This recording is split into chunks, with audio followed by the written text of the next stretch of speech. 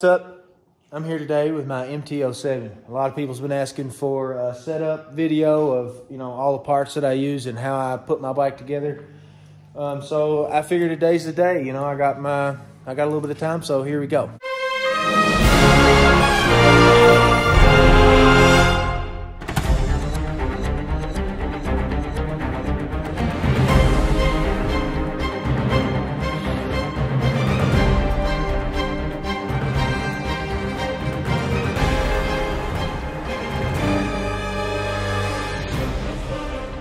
We'll start right here up front. All right, first thing,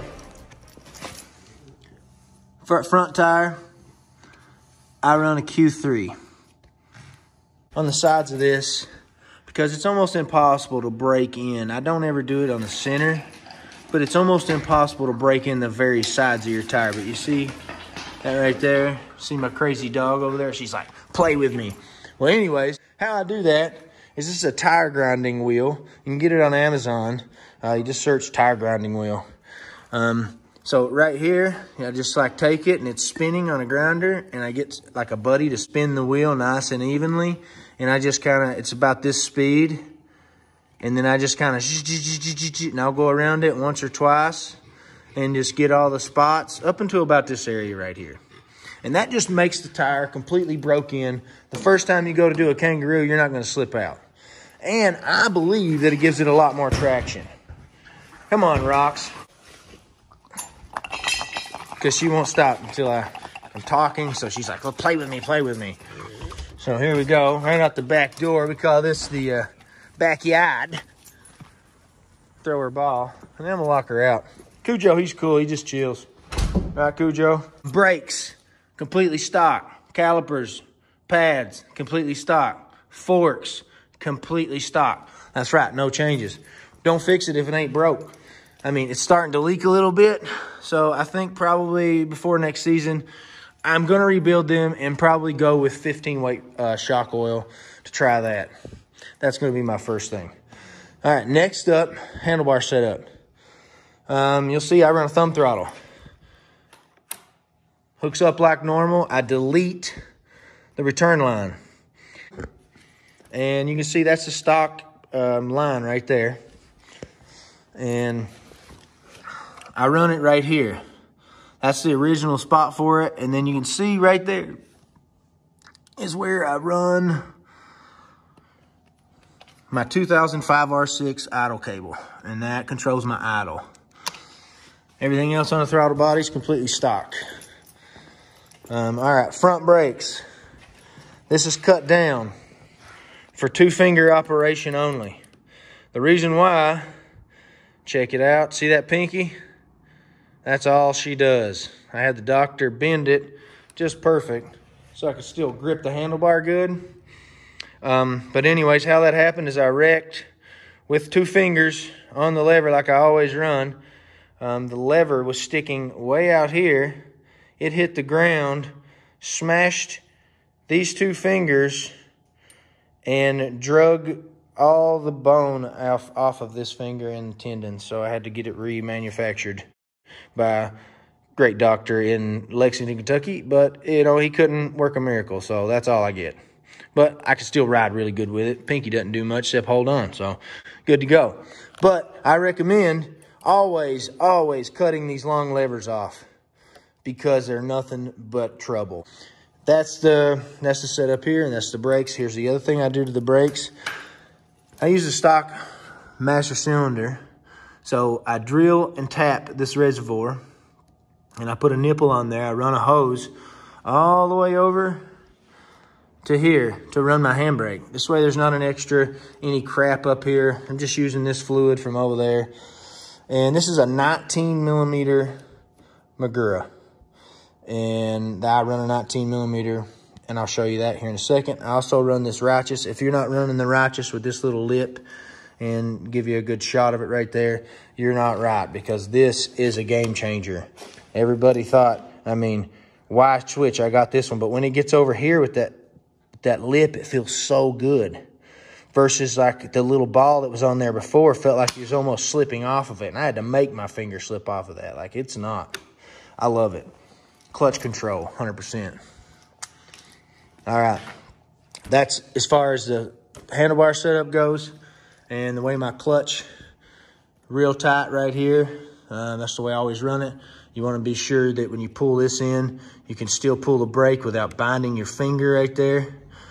I think that clutch lever helps with that as well. Next up is the location of the handlebars. The handlebars used to come out of right here. That's a 7/8 bar. And you can see here, these are 1.1/8 bars up top.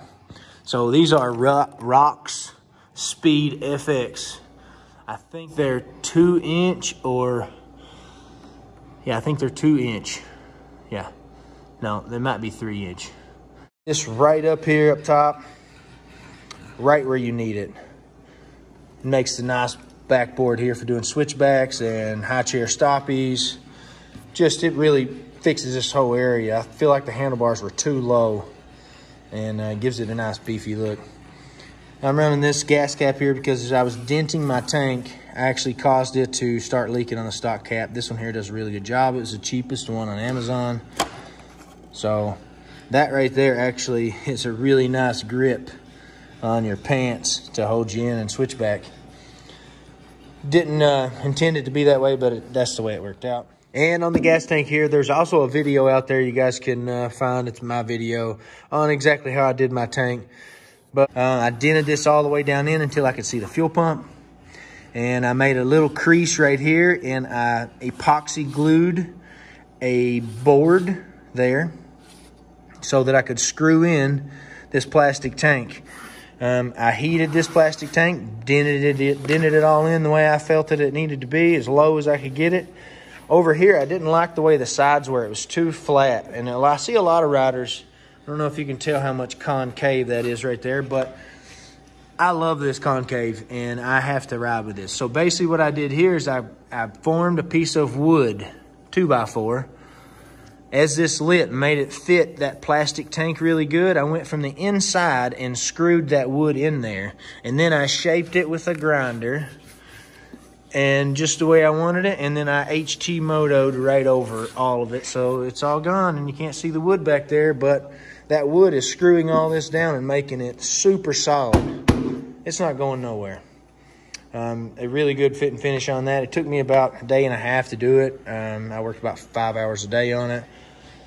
And it's a lot of work, but you know, it's nice to get your own tank done, and it's cheaper and whatever. I riveted this in to hold it. As you can see, the front two have already popped out. That's from when my legs are on this and pushing down when I'm 50-50. Or as you can see, that's the original wheel. I had a pretty hard crash on it there. And that's gonna bring me to my next thing, crashing the bike. Well, you gotta have protection, right? Here's what I do. This is a full aluminum cage. Now, I make this myself. I don't really make them from anyone else right now. That could be something that I do in the future. On all my bikes, all the cages are aluminum. Reason being is I really like working with aluminum, and you know, people underrate aluminum, how strong it can be. If you see here, all these pipes aren't straight like you would use with steel. We rolled everything to give it maximum strength and to triangulate it. Even this is rolled this way and this way. This pipe, same way. We had to tick it here and here to get it headed in the right direction, but this cage is also a 6-point, 2, 3, and 3 on the other side, and it is connected in the middle, and it makes a really nice chin spoiler there to really finish the bike out. I love the way the cage turned out, and it's super strong and light. And that's the key, I think, on a stunt bike, is keeping it as light as possible, because these bikes are lighter, and these are good because they're light. So keep them that way, you know. Don't add a 40-pound cage and a 30-pound freaking rear foot peg setup and round bar and all this crap, and adding an extra caliper on the back, having 3 calipers back there, just unnecessary. Anyways, that's my rant on that. You got to keep the bike light, and that's what I'm trying to do when I build any bike. Seats, HT Moto. The reason why I use HT Moto, they only use the best foam. And I mean, they use dense foam. If I tell them to use hard foam, they'll use hard foam. Like back here is hard on this face. And I mean, you can barely push that in with your thumb. I'm pushing hard. And then back here, it's the same way. But then here, it's nice and soft where you want it to be. But back here on those is hard. That's why I use them. If you're standing on something, and I have an upholstery shop, so I used to make my own seats. My mom did upholstery for a living. Those seats would be so soft. I mean, it worked, but it was a funny feel. And the first time I stood on a hard HT Moto seat, I knew right then that's the ticket. Opted out of doing the hole in here because I'm 6'2", and I just used my foot in the 12 bar in the back. So if you guys are wanting to order an HT Moto seat like this, you can cut your hole. So how you do it is, if you wanted a hole, you would cut your hole in there where you want your hole at. And then I like to draw on the seat. So I will put arrows up here 1 inch with the silver Sharpie. Up here 3 inches with a silver Sharpie. An arrow this way, out this way 2 inches, silver Sharpie. An arrow here, out 2 inches with a silver Sharpie. So the reason that I done that, and I just measured it and I set in here, and this is what I recommend you doing, not using what I just told you. I recommend you getting in here, setting in your bike, and have a friend like measure for you from here. Have them touch your back. Say, where do you want the seat to touch your back? Okay, here. You know, measure down to the actual seat. How far up is it? How far forward is it? And then always give yourself a little bit of padding back here. Don't go stock. I always go 1 inch in the back. All right, guys, so when you're ordering your HT Moto seats, if you want a two-tone, make sure that you draw on your seat where that split is. So I just went like, my thing's here, there. So, I mean, they got it pretty close. It probably started there. They put this black strip, so they moved it back. And I think I raised this a 1/2 inch too. But you don't have to do that. And then I drew the lines where I wanted that gray to be, and then I marked in there gray. I went on their website, I picked out the color. Same thing here, I drew this out. And so that's how I measure all my seats. Send in the HT Moto, the measurements. I measure it right on the seat. I send my seat into them, and usually they don't even have to call. They just send the seat right back. Sometimes they have an issue with, what do you want to do here or there? And they'll call. So that's fine. Just give them the right number and be readily available for that call, because once you run an HT Moto seat, you'll never want to run another one. Next up, I'm going to talk about this 12 bar. Thing weighs 6 pounds without this 2-pound steel plate back here, so it's 8 pounds total. I usually use titanium right here, which would save me about a 1/2 pound. But I ran out, so I didn't use that. I made this license plate bracket myself. And this 12 bar here bolts to all this. So that's the original bolts for your big fender eliminator. And I used the foot peg brackets up here. Just deleted the factory foot pegs, which you can still run. And I had them on here for a minute. There's just too much. And that's it on the 12 bar. Gearing. All right, I'm running a 56 rear, and I'm down 1 in the front. So that's 1 down, 56 on the gearing. Right here, you'll notice that I have frame sliders. I actually made these, they're not frame sliders, but spools for your stand. And they also protect your bike a little bit too. How I did that is I went on both sides of the frame and I drilled a hole. I took all the wheel off and I went inside this hole and put the nut on with a washer and bolted it in just like you would in one that has threads. But this is really thin metal and it's hollow. So I went inside of here, held the nut, put the wrench in through here, held it, tightened it up, and they have worked flawlessly. I hate not having stands on the rear. And you could actually just order whatever, you know, spools you wanted to for, I made my own so they were real thick. The base here, usually a spool is like, you know, a 1/2 of an inch. This is 3/4 of an inch of area that it's hitting. That's why I made my own. But you could order whichever ones you wanted and just stick them on there like I did. Drill a hole, put a nut on the backside, wham, bam, thank you, ma'am. Then you got spools. Here you'll see I got solid mount foot pegs. They move a little bit, but you don't even notice that. And inside of here, there's 3 different hole locations where you can slide these. I'm running it in the middle right now, but you can slide these up or down. I made these on the lathe too. Thanks to my boy Bob at Bullet Speed. He helps me out and makes puts all this stuff on the CNC machine and makes little pieces for me. And we weld them all together down there. That dude is a genius. One other thing that I did that I think is a very crucial thing, and I'm not sure if anyone's making this out there or not, but in my opinion, it's a must. And right here, from the factory, there's rubber mounts on these. And I just went on the lathe and measured all this and turned these down so that I could have solid mount pegs. Because those pegs that move around like that, I really didn't like it. So I immediately switched that to a solid mount.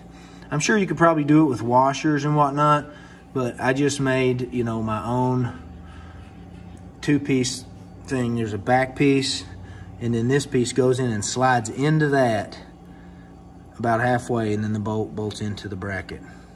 So that's how I fix that. All right, next up we'll talk about the exhaust. All right, the exhaust is a Graves full system. Obviously you have to put a full system on these. I did not tune the bike because it doesn't need it. The thing runs flawless. It may be running a little lean, but lean is mean. All right, next up, here we go. This is the brake setup. I'm running what I like to call linked brakes. I've been doing this for the longest time.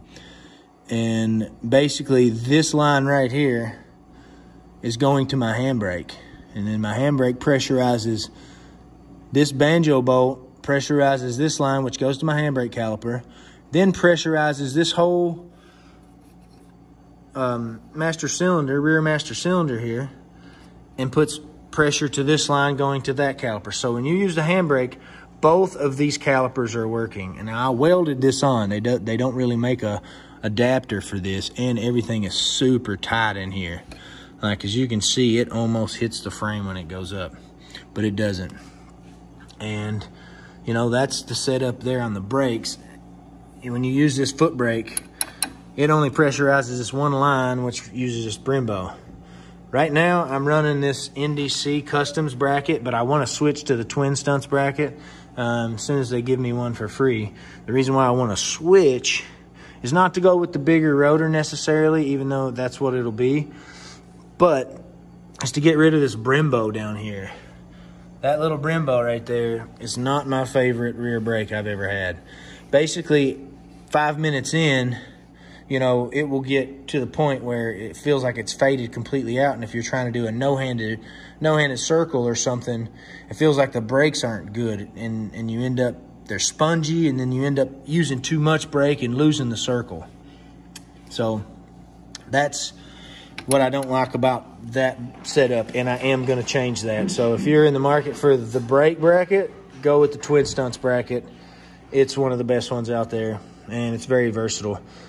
I only run 2 calipers. The reason why the Twin Stunts bracket, you can put 3 calipers on it, but I link my brakes to save that weight. Weight like that is not good. That's an extra 5 pounds on there, 6 pounds possibly.